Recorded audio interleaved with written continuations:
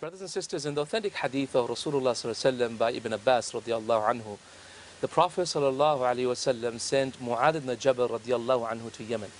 When he sent him to Yemen, he told him some very important advice. He said, "Yeah, Mu'adh, you're going to come across some people from the Ahl Kitab, so they're either Jews or they're Christians, and let the first thing that you tell them to do be La ilaha illallah, right? Say La ilaha illallah, believe that Allah is one and that Muhammad sallallahu alaihi wasallam is a messenger. If they accept that, then tell them about the 5 daily prayers. If they accept that, then tell them that Allah subhanahu wa ta'ala, and here is the point of benefit from this hadith that we want to point out today.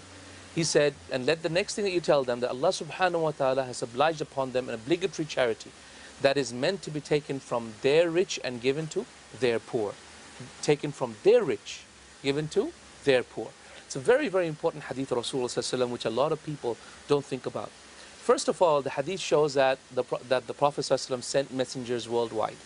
And this is something we should be doing as well. We should be going and giving da'wah to many, many people worldwide, telling them about the basics of Islam. Secondly, the hadith tells us that ultimately zakat is one of the most important essential parts and pillars of faith. That essentially right after salah comes zakat. Thirdly, the hadith shows us that ultimately zakat is something that is meant to be taken from the rich of a country and given to the poor of the same country. Have you thought of that? Taken from their rich, given to their poor. And this hadith is a point of benefit, such as in different madhabs, like Imam al-Shafi'i rahimahullah. He said that this hadith is a proof and evidence that the zakat of a country should not be given to another country, should be actually given first and foremost to the poor people in that country only. And then when there is an extra amount left, then it can be given to other people. So he was quite strict on that, until he even mentioned that if the zakat is taken away from a country whilst there is actually need still there in that country, then the zakat is invalid.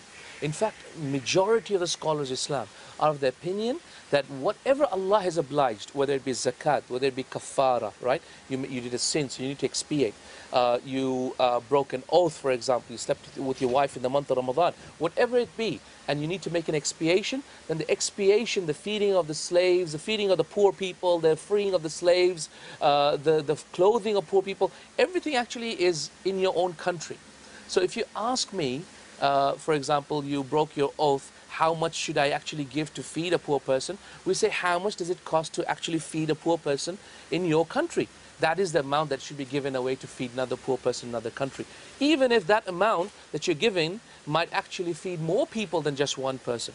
And that is because the obligatory things are obligatory in the country of your residence. And this is why zakat should also be taken from the country that you're residing in, given to the poor, first and foremost in the country that you're residing.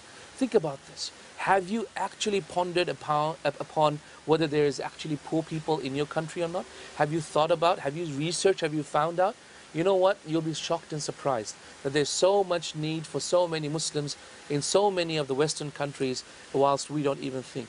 So I urge you all to really find out about the need in your own backyard. Find out what the hadith of Rasulullah is really trying to tell you. Find out whether we're missing something down the track, or you know, what's happening to the Muslims for the last 20, 25, 30 years that the Muslim minorities have been living in the West. We're still in need. What are we doing?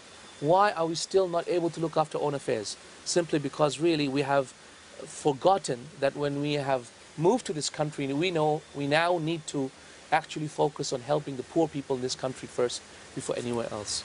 Jazakallah khair. I hope you're benefiting from this. Assalamu alaikum wa rahmatullahi wa barakatuh.